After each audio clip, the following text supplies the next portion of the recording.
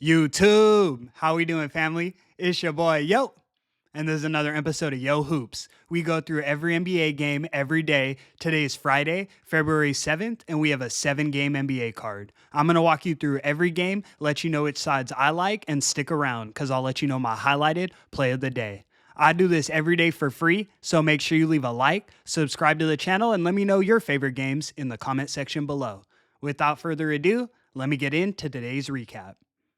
Recapping yesterday, we did drop our highlighted play of the day. We took the Orlando Magic plus 8.5 and split on the money line in Denver against the Denver Nuggets. The Nuggets absolutely dismantled the Magic. Paolo and Franz Wagner shot a combined 12 for 31 from the field, 27%. That was a terrible game to watch.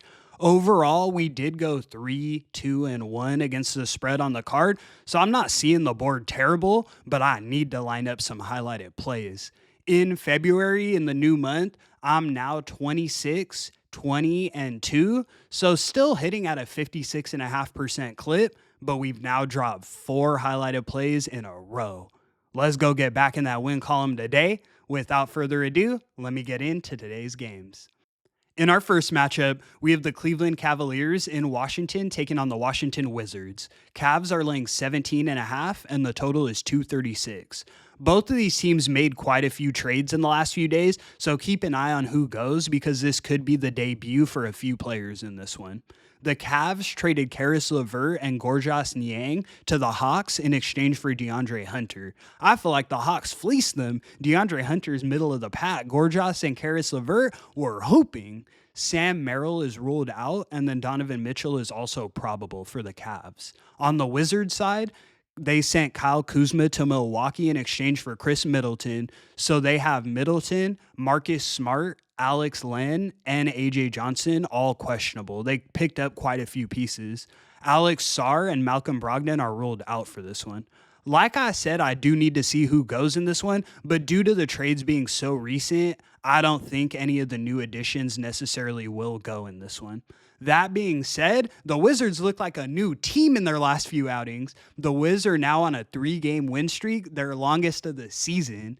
I don't know if they can necessarily win this game outright on the money line, but with the Cavs being so shorthanded, I definitely want this many points in my back pocket. We're taking the Wizards plus 17.5 as our first selection of today.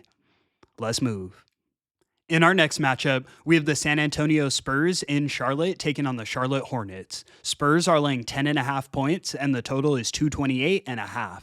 While the Spurs did blow the cover for us in our play of the day 2 days ago, they did win the game, and they looked really good with De'Aaron Fox on the floor. Removing Sohan and inserting a motivated De'Aaron Fox, that's exactly what the Spurs needed.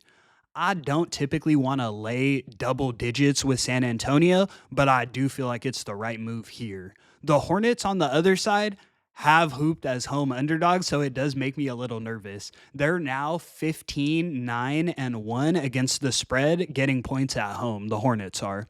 The thing for me is they are shorthanded in this one. LaMelo Ball's questionable, so he may make his return. I think a lot of people think he's out, but LaMelo might play. Brandon Miller is done for the season, and then they traded Mark Williams, though, so all they have is LaMelo questionable in this one. Dalton Knecht is questionable as well, so he may go here like LaMelo, but I think the Spurs have the advantage both in terms of size and depth on the bench. They have more players going. So we're taking the Spurs and we're laying the 10.5 as our next selection of today. Let's move. In our next matchup, we have the Miami Heat in Brooklyn taking on the Brooklyn Nets. Heat are laying 6.5 points, and the total is 211.5. The Heat made a blockbuster trade 2 days ago. They sent Jimmy Butler to the Golden State Warriors. He has been out, though, so it's business as usual, the Heat playing without him. They now have Kyle Anderson, Andrew Wiggins, and Davion Mitchell questionable on the bench. Like I've been saying, so many huge trades went down over the last week, as you guys know, that over half of these squads are questionable day to day. So make sure you guys are keeping an eye both on who plays and then how these lines move, because I'm sure there's going to be line movement before the games start. That being said, road favorites is not the Heat spot, especially laying extended numbers like 6.5. The Heat are just 3-8 against the spread, laying points on the road, one of the worst teams in the league. I'm not necessarily in a rush to fade them because now they have a bunch of firepower on their bench, like I was mentioning, but I do lean towards the Nets getting the 6.5 points as our next selection of today. Let's move. In our next matchup, we have the Milwaukee Bucks in Atlanta taking on the Atlanta Hawks. Bucks are laying 7 points and the total is 243. There are so many moving parts in this game that it's tough for me to even analyze. Besides moving DeAndre Hunter to Cleveland, getting Gorgas Niang and Karis LeVert, the Hawks also traded Bogdan Bogdanovic to the Clippers for Bones Highland and Terrence Mann. Looking at the injury reports, on the Bucks side, Giannis, Kyle Kuzma, and Jericho Sims are questionable, and then Dame and Brook Lopez are probable. On the Hawks side, Jalen Johnson and Clint Capella are ruled out. Bones Highland, Terrence Mann, Gorgas Niang, and Karis LeVert are all questionable, and then Trae Young is probable. The Hawks injury report is so long. Like I said, make sure you guys keep an eye on who plays, who gets ruled in and out throughout the day. But with that many moving parts for the Hawks, I can't see them putting together a competitive performance against the Bucks in this one.